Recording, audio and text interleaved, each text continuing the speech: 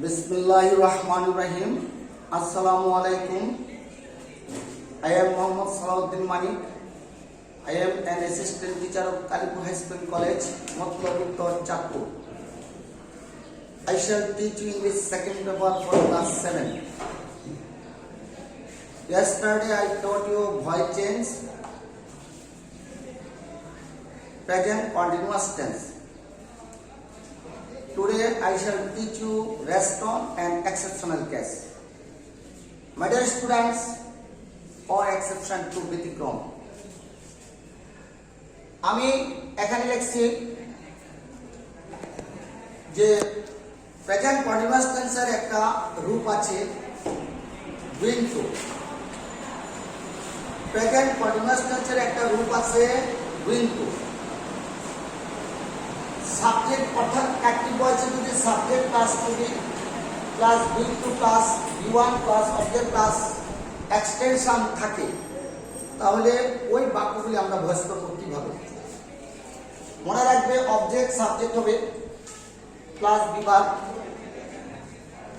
Plus going to B. মনে রাখবে ওইখানে am being is being are being কোনো কাজ হবে না।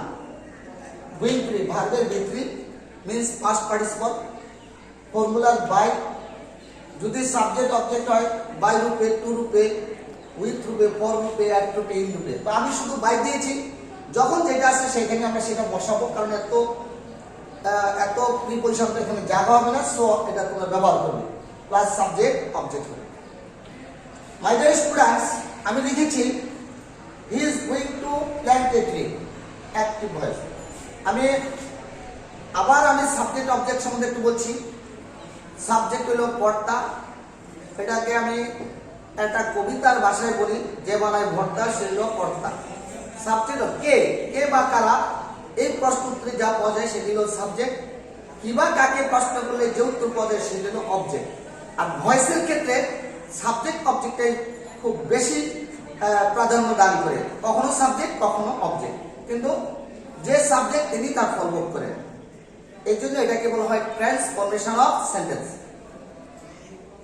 The transformation of one type of sentence into another sentence without changing any meaning, it is called transformation of sentence. তো ভয়েসের ক্ষেত্রে আমাদের অর্থটা একই থাকে। এখানে আমি লিখেছি he is going to plant a tree, সে একটা গাছ রোপণ করতে যাচ্ছে। প্রেজেন্ট কন্টিনিউয়াস টেন্স, যাচ্ছে বা যাইতেছে, সুতরাং এটা প্রেজেন্ট কন্টিনিউয়াস টেন্স। এর ব্যতিক্রম, অর্থাৎ এখানে যখন গোইং টু থাকবে তাহলে am being is being are being এখানে কোনো কার্যকরী হবে না।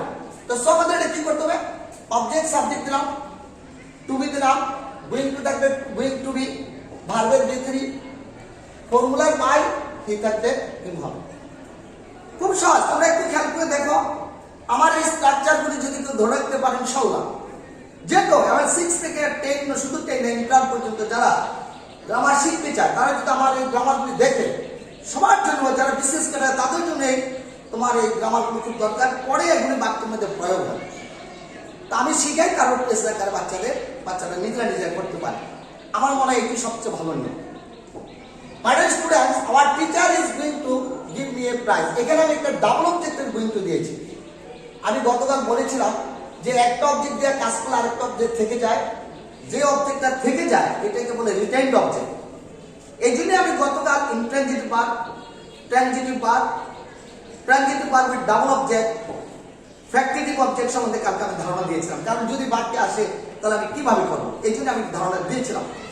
মাই ডিয়ার স্টুডেন্টস, এখানে আমি দেখো আমি লিখেছি অবজেক্ট সাবজেক্ট হলে prize, is, formula to be, আমরা টু বি দিলাম, টু বি দেওয়ার পর আমাদের কি হলো গোইং টু বি, ভার্বের ভিত্তি। এখন ওই যে আমি বলছিলাম আমি প্রাইজ নিয়ে আসলাম, নিয়ে আছে বি কার করবে না বাইর করবে, সুতরাং এটা হলো রিটেইনড অবজেক্ট বা অক্ষুণ্ণ কর্ম, যেমন আছে তেমনই তোমাকে বাইর করে বসাইতে হবে। আর কি হবে, ফর্মুলা বাই সাবজেক্ট অবজেক্ট হবে।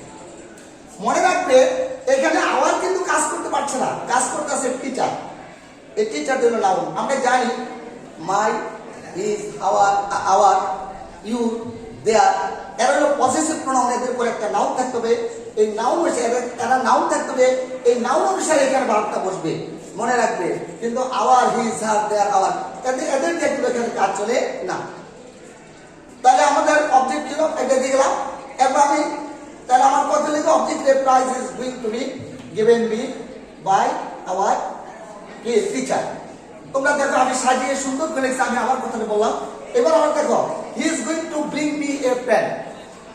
মনে রাখবা ব্রিং মি এ পেন যদি একটা বাক্যের মধ্যে দুইটা অবজেক্ট থাকে, আমি গতকাল বলেছিলাম যদি একটা বস্তুবাচক হয় আরেকটা যদি ব্যক্তিবাচক হয়, যেটা ব্যক্তিবাচক এটা ইনডাইরেক্ট অবজেক্ট, যেটা বস্তুবাচক এটা হলো ডাইরেক্ট অবজেক্ট। তো যখন দুইটা অবজেক্ট থাকে এদের পূর্বে যদি ব্রিং থাকে, ব্রিং এর past tense brought, past participle কিন্তু ব্রড, ব্রিং ব্রড, এদের পরে আমাদের ব্যবহার করতে হবে ফর, এরপরে আমাদের ব্যক্তিবাচক অবজেক্টটা বসাইতে হয়। ওকে, তাহলে এবার আমি করি। তাহলে a pen to be, going to থাকলে গোইং টু বি, ব্রিং এর ভিতরে ব্রড, প্রিপোজিশন ফর, এরপর মি, ফর্মুলার বাই, কি থাকলে হিম হবে। তাহলে আমাদের এই সূত্র দেখে আমি প্রত্যেকটা স্ট্রাকচার করে দিয়েছি। আমি অনেক কষ্ট করেছি তোমাদের জন্য, শুধু তোমাদের শেখার জন্য, for learning the students. My dear students, আমি আরেকটা রিয়ালিটি করে এইভাবে আমরা এই কাজগুলি করব। সুতরাং আরো অনেক ব্যতিক্রম আছে, তাই যেহেতু আমাদের অনলাইন ক্লাস সময় কম থাকে আমি খুব একটা বেশি দেব না। এখানে আরেকটা দেখো প্রেজেন্ট পারফেক্ট টেন্সে চলে আসি। তো প্রেজেন্ট পারফেক্ট টেন্স আমাদের কিভাবে হয়? Subject plus have by has, ভার্বের ভিতরি প্লাস কি অবজেক্ট প্লাস এক্সটেনশন। এটাকে যদি আমরা ভয়েস করি তাহলে কি অবজেক্ট সাবজেক্ট হবে, তারপরে কি হ্যাভ বিন বা হ্যাজ বিন, ভার্বের ভিতরি, তারপরে ফর্মুলার বাই সাবজেক্ট অবজেক্ট হবে। এইভাবে আমাদের ভয়েস তৈরি করতে হয়। তাহলে রিজাল্ট কেস দেখো, he has repaired my watch, সে আমার ঘড়িটা কি মেরামত করিয়াছে। তাহলে আমরা অবজেক্টকে সাবজেক্ট করলাম, মাই ওয়াচ, মাই কাজ করতে পারছে না, ওয়াচ করছে, সুতরাং এটা হ্যাভ বিন হবে না, এটা হবে হ্যাজ বিন। ভার্বের ভিতরি, ফর্মুলার বাই, সাবজেক্ট অবজেক্ট হি থাকলে কি হবে, হিম হবে। মাই ডিয়ার স্টুডেন্টস, তোমরা আরেকটা জিনিস খেয়াল করে দেখো, আমি এখানে লিখছি she has bought some new books। কি সাম নিউ বুকস, নতুন কি করছে, সে কি ক্রয় করেছে, কি এটা হলো অবজেক্ট, অবজেক্ট মানে কর্ম, অবজেক্ট হলো কর্ম আর সাবজেক্ট হলো কর্তা। তাহলে এবার দেখো সাবজেক্ট প্লাস হ্যাজ, তাহলে সেটা তারপরে হ্যাজ, আর বর্তমানের ভিতরে সাম নিউ বুকস, এটা হলো তোমার অবজেক্ট। তাহলে আমি অবজেক্টকে সাবজেক্ট করলাম সাম নিউ বুকস, যার জন্য পুনরায় নাম্বার সেই তো হবে হ্যাভ বিন পুনরায়। তাহলে এই টোটালটাই তোমার হবে অবজেক্ট, হ্যাভ বিন, ভার্বের ভিতরে, ফর্মুলার বাই, সি থাকলে হার হবে। এবার খেয়াল করে দেখো আমি এই প্রেজেন্ট পারফেক্ট এর এক্সেপশন টু এক্সেপশনাল কেস বা ব্যতিক্রম কিছু বাক্য আমি দিয়েছি যেগুলি তোমাদের পরীক্ষায় থাকে। আর তোমরা মনে রাখবে রুলসগুলি জানলে, আর যদি ব্যতিক্রমগুলি আমার ব্যতিক্রমগুলি যদি তোমরা শোনো অবশ্যই ইনশাআল্লাহ কম করবে, অবশ্যই তোমরা নিজে নিজে করতে পারো। কমের চেয়ে বেশি হলো রুলস জেনে তোমাকে করা। আমি এখানে কি লিখছি দেখো, I have lost my pen, আমি আমার কলমকে হারিয়ে ফেলেছি। তোমরা বলো আমার কলম দেখি অন্য কেউ হারিয়েছে, আমি তো হারিয়েছি, সুতরাং এখানে প্যাসিভ আই লিখতে হয় না। তাহলে আমি যদি বলি my pen has been lost, আমার কলমকে মাই পেন, এই মাই দিয়ে কিন্তু হ্যাজ বিন আনে, পেন দেওয়া হয়েছে, কারণ মাই হলো পজিটিভ প্রোনাউন। আমি এটা কেন বেশি দিলাম, নর্মালি সবাই পারবে, একটু ব্যতিক্রমটা যাতে বুঝতে পারো এই জন্য আমি বারবার তোমাদের দিচ্ছি যাতে তোমাদের মেমোরিতে রপ্ত হয়ে যায়। My pen has been lost, তাহলে প্রেজেন্ট পারফেক্ট এর তোমার প্রেসিভ ভয়েস কেসে হ্যাভ বিন বা হ্যাজ বিন, তাহলে আমি এটা হ্যাজ বিন দিলাম পেন অনুসারে।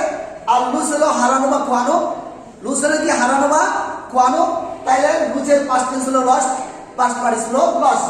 এই লস্ট আর বাই মি আমাকে লিখতে হবে না।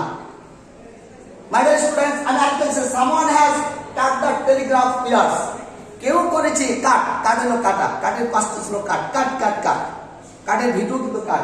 তো সো আমাদের টেলিগ্রাফ ওয়্যারস হলো 15 নম্বর, তার টেলিগ্রাফ ওয়্যারস মানে তার কি করলো, তারগুলি কেটে দিয়েছে, কে হ্যাভ বিন কাট, কেউ না কেউ কেটে দিয়েছে। সুতরাং প্রেসিডে তোমার সামান লিখতে হবে না, সামান তোমার প্রেসিডে লিখতে হচ্ছে না, কেউ না কেউ কেটেছে, সুতরাং প্রেসিডে লিখতে হয় না। যেটা বোঝা যায় প্রেসিডে যে এটা করে, যেমন the government has dress the Padma, কি পদ্মা, সরকার পদ্মা নদী খনন করিয়াছে। তো তোমরা মনে করে এত বড় নদী সরকার ছাড়া কে করতে পারে, সুতরাং লিখতে হবে the Padma has been dress by the government, এটা বলতে হবে না। তাহলে অবজেক্ট সাবজেক্ট হলো, তারপরে বিপদটা থার্ড পারসন সিঙ্গুলার নাম্বার লিখে নাও, হ্যাজ বিন ভার্বের V3 বাই দ্য গভর্নমেন্ট, এই কথাটা লিখতে হবে না। মাই ডিয়ার স্টুডেন্টস, আমি পাস্ট ইন্ডিপেন্ডেন্ট যেহেতু আমার একটা সুযোগ আছে সেই জন্য আমি একটু স্টার্ট করেছি। পাস্ট ইন্ডিপেন্ডেন্ট দেয়ার আর সো মেনি এক্সেপশনাল কেস, এবং অনেক কিছু শিক্ষণীয় আছে, সেটা আমি নেক্সট ক্লাস আমি ইনশাআল্লাহ আইসা ডিসকাস হইতো। আমি পাস্ট মাত্র একটা দুটো তিনটা ভয়েস দিয়েছি। দেখো আমি এখানে লিখেছি, দেখো আমার এই দুইটা লিখেছি, এর মধ্যে এই দুটার মধ্যে শিক্ষণীয় জিনিস আছে। যেমন আমি বললাম পাস্ট ইন্ডিপেন্ডেন্টের অ্যাক্টিভ ভয়েস, অর্থাৎ পাস্ট টেন্স স্ট্রাকচার কি সাবজেক্ট প্লাস B2 মানে B2 ভার্বের পাস্ট টেন্স, তারপরে কি অবজেক্ট প্লাস এক্সটেনশন। আর অবজেক্ট সাবজেক্ট হবে তার টু আর ওয়াজ ওয়্যার ভার্বের V3 ফর্মুলার বাই সাবজেক্ট অবজেক্ট হবে। তাহলে আমি কি লিখছি, শি রিড দ্য বুক। এখন এই যে রিড, অনেকেই মনে করে কি বলে যে the book is read by her, না, মনে রাখবা এই সিটা কিন্তু third person singular number, so এখানে এস নাই, যেহেতু এস নাই তাহলে এটা বুঝতে হবে এটা পাস্ট ইন্ডিপেন্ডেন্ট টেন্স।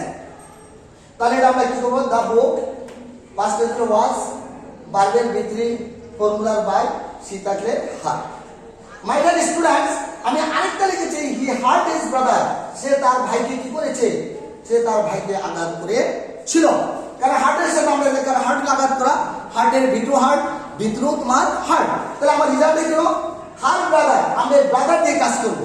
আর যেহেতু V2 তাহলে এটা টু আর ওয়াজ ভার্বের V3 ফর্মুলার বাই, আর হি থাকতে কি হবে, সরি হি থাকতে হবে হিম, হি থাকতে হবে হিম, HIM,